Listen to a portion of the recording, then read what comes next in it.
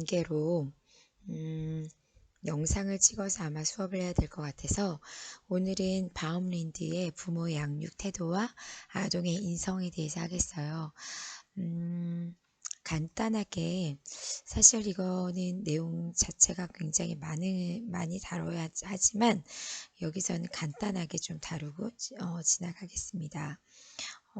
먼저 아동의 양육 태도는 부모가 어떻게 아동을 대하느냐에 따라서 방임적 유형, 허용적 유형, 권위적인 유형 또는 권위 있는 유형입니다.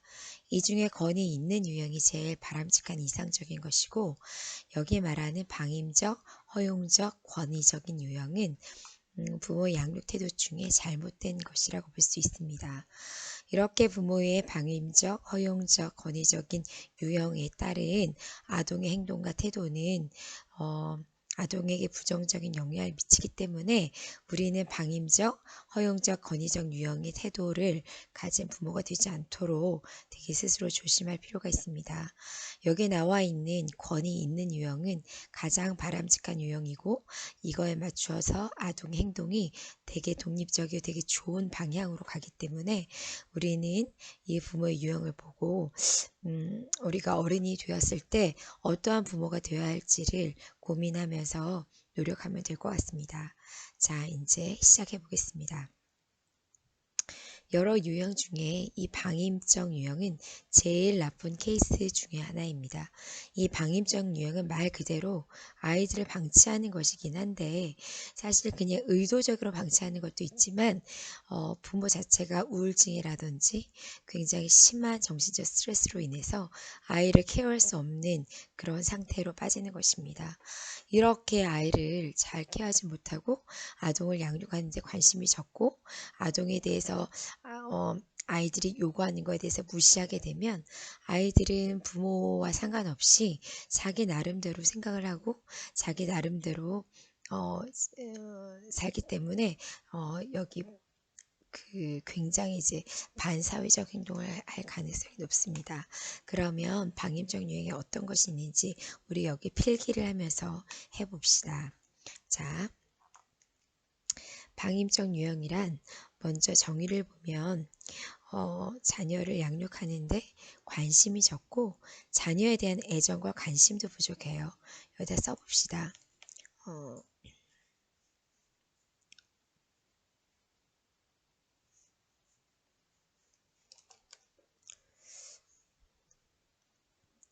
자녀에 대한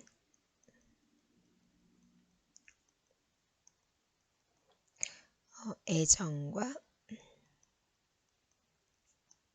관심도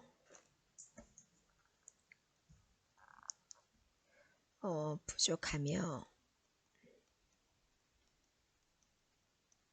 여기까지 쓰시면 될 것 같습니다. 자녀에 대한 애정과 관심도 부족해요. 그래서 부모의 역할을 적절히 수행하지 않는다. 그러니까 아이 자체에 관심이 없는 거죠. 그리고 아이의 요구를 거부하거나 무시하고 일관성 있게 지도하거나 훈육하지 않으세요. 그 밑에 쓰세요. 일관성 있게 훈육하거나 지도하지 않는다. 기분에 따라서 어떨 때는 되게 잘해주고 되게 짜증나고 본인이 되게 힘들 때는 아이가 울고 뗐어도 전혀 돌아보지 않는 그런 형태를 보이게 되는 거죠. 이렇게 방임적인 유형으로 자란 아이들은 되게 독특한 특성을 보입니다. 이런 아이들은 기본적으로 굉장히 무력하고 자존감이 낮은 특성이 있고요. 이런 아이들은 무력하고 자존감이 낮으며, 여기다 쓰세요. 반사회적 행동을 하기도 합니다.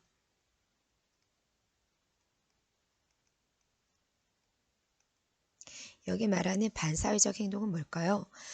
사회에서 바람직하게 여기지 않는 행동을 말하는 거라, 여기 나와 있는 뭐 청소년 음주라든지 비행이라든지 뭐 절도라든지 폭행이라든지 이렇게 학교 내에서 또는 사회에서 반사회적 행동을 보이는 것이 특징입니다. 부모의 개입이 거의 부족하고 부모가 제대로 돌보지 않기 때문에 자녀들은 심각한 발달 이상의 어려움을 겪기도 하죠.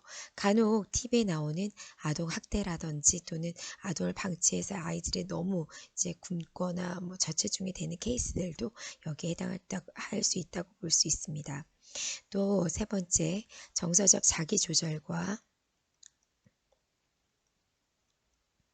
학습 수행이 부진한 경향이 있습니다. 학습 수행이 부진하다. 당연히 부모님의 잘 돌보는 것이 어렵기 때문에 아이들이 철저하게 규칙을 지켜서 자기를 조절한다든지 아니면 스스로 계획을 세우고 그 계획대로 실행해가는, 그래서 학습 수행을 잘 할 수 없다고 볼 수 있죠. 그래서 학습 수행이 잘 안 되는, 그래서 부진화에 반열에 드는 그런 행동을 보이게 됩니다. 자, 다음은 허용적 유형입니다. 이 허용적 유형은 어떤 유형이냐면 아이가 너무 귀한 거예요. 그래서 눈에 넣어도 안 아프고 이 아이를 위해서 나의 모든 걸 다 줄 수 있고, 그렇기 때문에 아이에 대해서 하나도 야단치지 않는 되게 온정적이고 이 아이를 사랑하는 마음이 많은 거죠. 그런데 사랑이 너무 지나쳐서 이 아이들에 대해서 규칙을 세우거나 벌을 주는 경우가 거의 없는 겁니다. 그래서 온정적이고 비지배적이고 비요구적인데 자녀에 대해서 벌을 주는 경우가 거의 없습니다. 특히 아이들의 하는 행동에 대해서 거의 다 오냐 오냐하고 허용하는 그런 태도이기 때문에 자녀에게 모든 의사결정을 하게 하는 특징이 있죠. 자, 여기다 씁시다. 지금 이거는 허용적 유형합시다. 용해용에서 자, 거기 빈칸에 쓰시면 됩니다. 자녀에게 모든 의사결정을 하게 하고, 자녀에게 모든 의사결정을 하게 하고, 자녀에게 모든 의사결정을 하게 하고. 다 쓰셨죠? 자녀에게 모든 의사결정을 하게 하고, 자녀의 행동으로 타인을 방해하고 괴롭히는 행동을 하더라도 절대 제재하지 않습니다. 그래서 식당에 가서 막 소리 지르고 뛰어다녀도 놔두게 되고, 또 뭐 놀이터에서 다른 아이들을 괴롭히거나 뭐 의도적으로 다른 아이들의 장난감을 뺏는 한이 있더라도 그냥 지켜만 보고 자기 아이에게 해가 되지 않는다면 그냥 놔두는 경향이 있죠. 그래서 자녀의 독립심에도 관심이 없고, 이런 사람들은 아이들이 얼마나 참고 성숙해야 되는 성숙 훈련에는 관심 없다. 관심이 없어요. 이런 아이들은 당연히 자기가 하는 모든 것들을 엄마가 수용하고 인정해 줬기 때문에 책임감이라든지 무엇을 참고 이뤄내는 성취 동기가 부족한 경향이 있습니다. 특히 이런 아이들은 미성숙하고 자제력이 부족해요. 자제력이 부족해서 충동을 조절할 수 없어요. 그래서 제가 소리 지르고 싶으면 막 소리 지르고, 돌아다니고 싶으면 아무 때나 일어나서 돌아다니고, 이런 행태를 보이게 되는 거죠. 특히 자신의 요구가 반대될 때는 엄청나게 소리 지르거나 반항하거나 폭발적인 반응을 보이는 비성취적 행동을 보입니다. 그래서 이런 아이들은 처음에는 엄마의 통제가 가능한 아기일 때는 괜찮지만, 이런 행동으로 아이들을 계속 양육할 때에는 아이들이 이제 점점 사춘기가 될 때는 더 이상 이 아이들의 폭주를 막을 수 있는 부모는 없다는 거죠. 그래서 굉장히 위험한 케이스 중에 하나입니다. 다음에는 권위적인 유형을 봅시다. 이 권위적인 유형은 지나치게 아이들에게 제재를 많이 하거나 엄격한 케이스입니다. 그래서 주로 벌을 통해서 또는 복종의 가치를 두고 아이들이 규칙을 지킬 것을 굉장히 강요하기 때문에 이런 부모 밑에 자란 아이들은 굉장히 굉장히 자신감 없어하고 스스로 하는 것들이 되게 힘들어하는 경향을 보이죠. 자, 씁시다. 여기 권위적인 유형.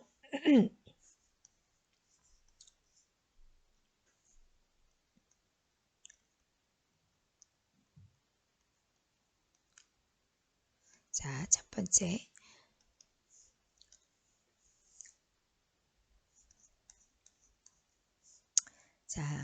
자녀에게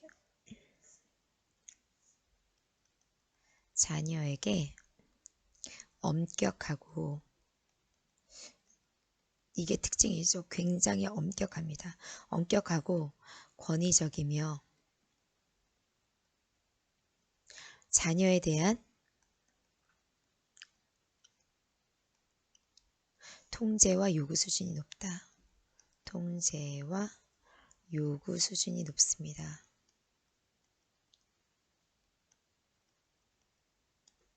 그래서 자녀에게 엄격하고 권위적이고 통제와 요구 수준이 높아요.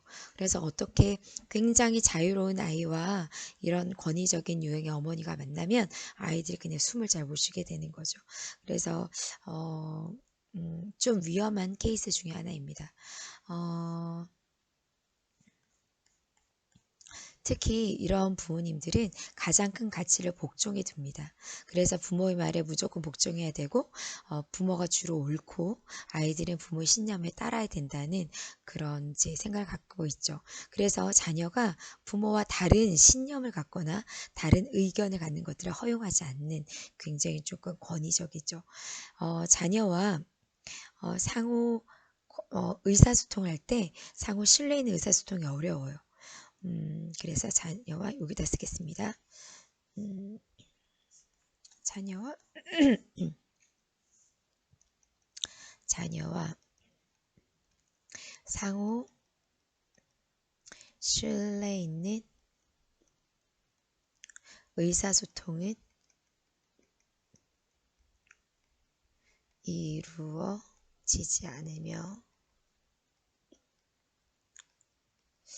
선생님이 이게 글자가 두꺼워서 프린트에 못 쓰니까 여러분은 좀 그걸 양해해 주시기 바라고 잘 따라오시기 바랍니다. 그래서 여기 보면은 자녀와 상호 신뢰 있는 의사소통이 이루어지지 않으세요. 자녀가 정해진 행동의 표준에 위배되는 행위를 하거나 부모의 말에 복종하지 않을 때는 진짜 무섭게 복종하지 않을 때 무섭게 처벌해서 자녀의 의지를 꺾어버립니다. 그래서 처음에는 초등학교 때는 아이들이 잘 모른다 생각해서 무섭게 야단치고 무섭게 처벌하기 때문에 아이들이 두려워서 엄마 말을 따르는 경향이 있고, 어릴 때는 이런 부모의 아이들은 학업 성취가 높은 경향이 있어요. 그러나 점점 시간이 지남에 따라서 이런 아이들은 자주성에 결여되기 때문에 중학교, 고등학교가 되면 성적이 떨어지는 경향이 있죠. 자주성에 결여되고 심각하게 열등감에 시달리는 경향이 있습니다. 열등감이 강하다. 왜냐하면 부모님께 이렇게 자기 자녀의 의지를 꺾이거나 아니면 복종의 가치 줘서 부모와 다른 의견을 냈을 때 굉장히 심하게 야단을 맞았을 때는 이런 열등감이 폭발하게 되는 거죠. 또래와 상호작용 시 위축되고 초조함과 불안감을 느끼며 타인에 대한 배려가 부족한 경향이 있습니다. 또 본인이 자신의 의견이 좌절당했을 때는 상대에 대해서 되게 적대적이고요. 심한 경우에는 공격적인 반응을 보이기도 합니다. 여아의 경우 의존적이고 성취 동기가 낮으며 남자아이의 경우에는 대단히 불안하고 반항적이며 자존감이 낮습니다.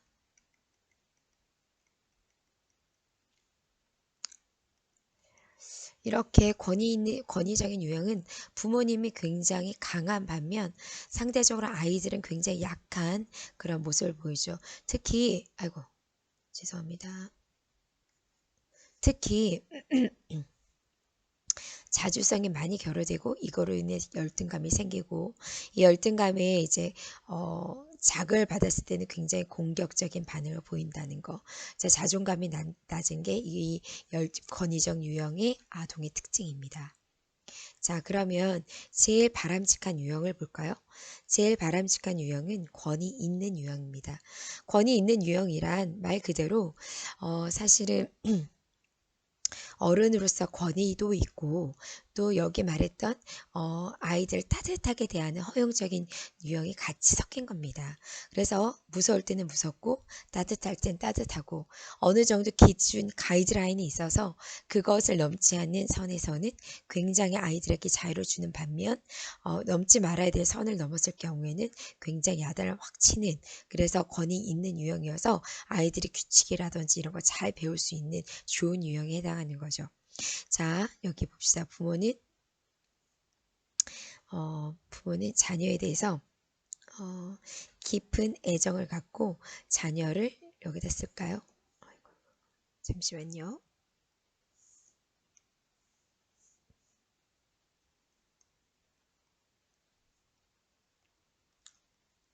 권위 있는 유형. 부모는 자녀에게 깊은 애정을 갖고 아이고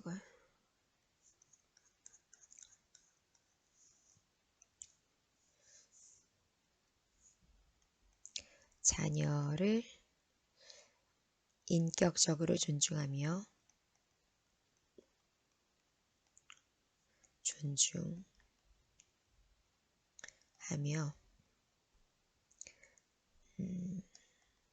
자녀의 의견이나 생각을 인내심을 가지고 경청. 여러분의 부모님들 대부분 다 이러시죠. 대부분 아이들을 인격적으로 존중하고 특히 이 권위 있는 유형의 가장 좋은 특징은 인내심을 가지고 경청한다는 겁니다.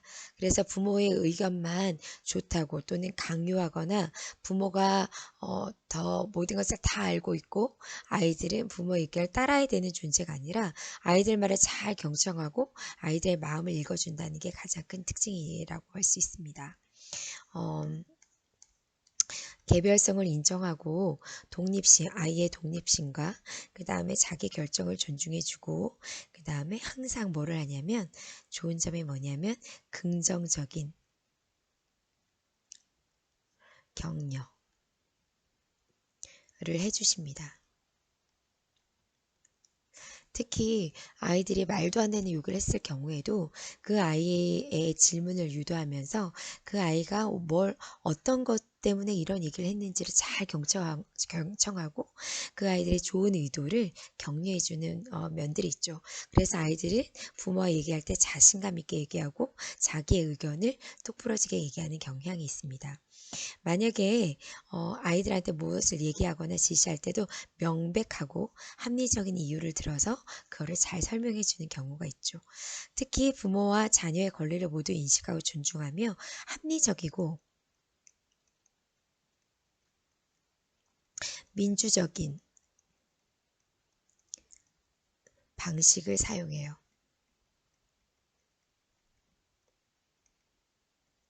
그래서 아이들과 얘기를 할 때는 민주적인 방식을 사용하기 때문에 한쪽에서 억지로 복종하게 하거나 억지로 엄마 말에 묵살하게 하는 그런 방식을 사용하지 않고 부모와 자녀 관계 주거니 받거니 하면서 민주적인 방식을 사용해서 대화를 하는 거죠. 이런 아이들은 대부분은 독립적이고 협동적이고 자발적이어서 인생을 아주 긍정적으로 받아들이는 습성을 기를 수 있습니다. 이게 사실은 아이들이 공부를 잘하거나 못한 걸 떠나서 굉장히 좋은 아이들의 품성이 되는 거죠. 그래서 내가 지금 어렵지만 내가 노력을 하면 내가 노력에 대한 대가를 세상은 나에게 줄 거다. 또 내가 지금은 힘들지만 좀 더 어떤 열심히 한다면 나는 그거에 대한 보상을 당연히 받게 될 거다라는 생각을 갖는 것은 굉장히 아이들의 품성의 성품에 되게 좋은 것이죠. 이런 아이들은 쾌활해요. 일단은 왜냐하면 자기 의견을 받아들여졌기 때문이죠. 열의가 있고 자아 존중감이 높아요.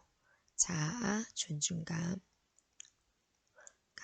높고 그 다음 자기가 잘 통제돼요. 자기 통제적이어서 통제적이어서 자기 존중감이 높고 자기 통제적이어서 타인을 방해하는 행동은 많이 삼가죠. 그 다음에 새로운 과제에 대해서 빨리 숙달되고요. 성취지향적인 행동을 보이고 학업 성취도 높아요. 그리고 제일 좋은 거 친절하죠. 친절하며 협동적인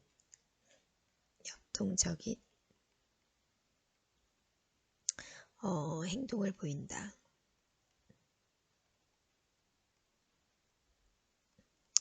그래서 사실은 제일 아동의 그 행동 중에 제일 바람직한 행동 영역이 많이 있습니다. 이런 권위 있는 유형은 부모 모두 다 권위 있는 유형이라면 좋겠지만 그렇지 않다 하더라도 한 사람이라도 깊은 애정을 가지고 아이와 대할 수 있는 한 사람이 있다면 그 한 사람으로 인해서 아이는 이런 품성을 가질 수 있습니다. 특히 만약에 부모 중에 한 분이 돌아가시거나 이혼을 한 사례라 하더라도 한쪽에 있는 편부스라 있다 하더라도 그, 그 아이를 케어하는 부모가 이런 그 권위 있는 유형이라면 아이들은 이렇게 세상을 긍정적으로 보고 자아 존중감이 높고 굉장히 타인에 대해서 친절하고 협동적인 행동을 보일 수 있습니다. 이 바움랜드가 말했던 이런 유형은 4가지로 종합할 수 있지만 실제로 학자들에 따라서 부모의 양육 태도는 여러 가지로 나타낼 수 있습니다. 그러나 권위적인 이렇게 복종의 가치를 두는 거 또는 아이들의 자유의 가치를 두는 거 또는 아이를 그냥 방치해버리는 거 이런 3가지를 제외하고 여기 아이들에게 어느 적절에 권위 있기도 하면서 허용해주는 권위 있는 유형이 가장 부모로서는 바람직하다고 보겠죠. 모든 부모 중에서 권위 있는 유형은 한 종류만 존재하는 것이 아니라 어떨 때는 권위적이 됐다가 어떨 때는 허용적이 됐다가 이게 왔다 갔다 혼자하는 경우도 있습니다. 그러나 부모들은 자기의 양육 태도가 아이에게 이렇게 절대적으로 영향을 미칠 수 있다는 사실을 꼭 기억해야 하며 그렇기 때문에 권위 있는 유형이 되도록 우리 모두 노력을 해야겠습니다. 자, 여기까지 해서 이번 바움린주에 따른 부모의 양육 태도 및 아동의 행동과 태도에 관하여 수업을 하였습니다. 자, 다음은 선생님의 요청에 따라 다음 유튜브 영상을 보겠습니다.